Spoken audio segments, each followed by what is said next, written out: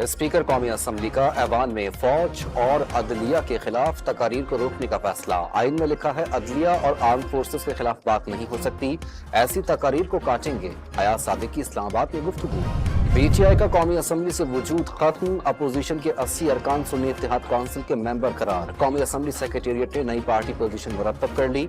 नून league 110 अरकान के साथ सबसे बड़ी पार्टी बन गई। सदर आसिफ जरदारी के दस्तखत के बाद सुप्रीम कोर्ट तरमीमी प्रैक्टिस एंड प्रोसीजर ऑर्डिनेंस नाफिज। ऑर्डिनेंस से चीफ जस्टिस का सुप्रीम कोर्ट मुकदमात मुकर्रर करने का इख्तियार बढ़ जाएगा।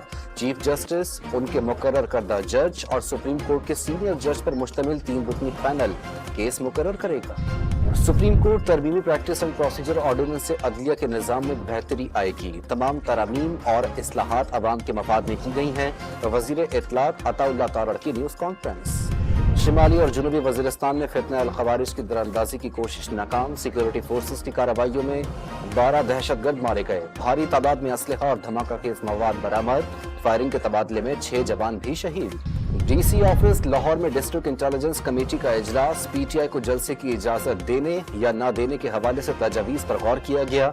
अदालती अहकामात के मुताबिक 5 बजे तक पीटीआई की दरख्वास्त पर फैसला दे दिया जाएगा। ज़राए का दावा। लाहौर में तहरीक इंसाफ के जलसे से कब्ल मीनार पाकिस्तान ग्राउंड के तमाम गेट्स पर ताले लग गए।